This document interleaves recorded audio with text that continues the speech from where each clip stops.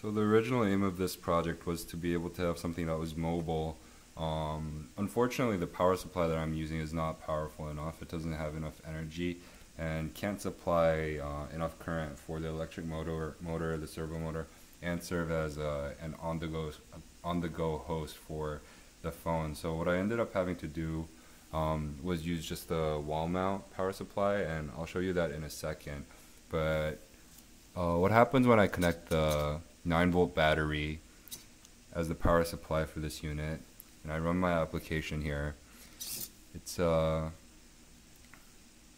enter the duration of how long I want the motor to run, and essentially what it does is it doesn't move, or if I lift it up,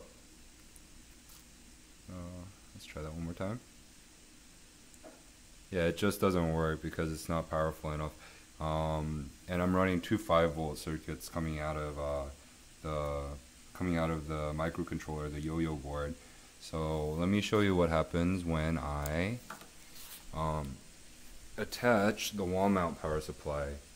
This is gonna be a little bit better. Let's see. Hold on one second. So I'm gonna exit my application. I just plugged this in. Let me just redo this. So I'm replugging it in so that everything gets reset. I'm going to clear out the memory so that there's no other threads that are running in the background. And once I've done this, it takes a second for the phone to load back up. If I go back to my application and I type in, let's say 5 seconds again, and I click done, it moves forward a little bit, but not with enough power. So especially when I lift it up, it seems like it'd be powerful enough, but compared to the speed, the car really just doesn't take off. And I've tried to remedy this by adding a second resistor in series so that the current is effectively doubled using the formula for resistors in parallel, I mean. So aside from that, I can also control the steering manually over here using the servo motor. Or not. Let's try one more time.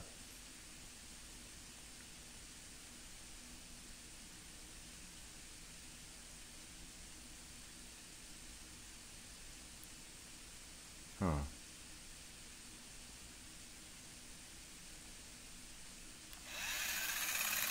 So there's the electric motor running.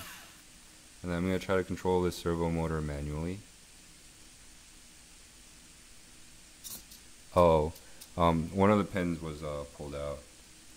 This isn't fastened on very well, unfortunately. So if I go left,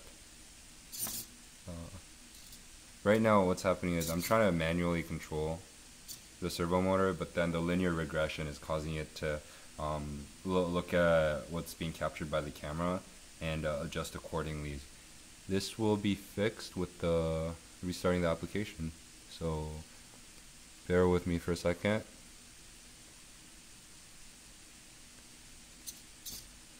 So I put a counter in here, so the first time that the application starts up, the application won't be taking any inputs from the linear regression, and I'll be able to manually control the servo motor. So that's working fine. And then here's where I demo how the electric motor can be controlled manually here. And you can hear it, you can see it. But since the entire vehicle is a little bit too heavy, I'm gonna have to just kind of push it along, and then hopefully you can see that the steering is doing its job. We have the linear regression here, but if you look at the actual paper and the trail that's drawn, the linear regression bitmap and the camera image, they're both rotated 90 degrees counterclockwise. And the reason for that is if you want to follow a straight line moving away from you and you didn't do that 90-degree rotation, the slope of your linear regression would end up being infinity. So for reasons of practicality, the bitmap and the matrix well, the camera image is, they're all rotated 90 degrees, so that a slope of 0 can be dealt with as just the vehicle having to go straight. Now I'm just going to push this along to show you that the steering does in fact work.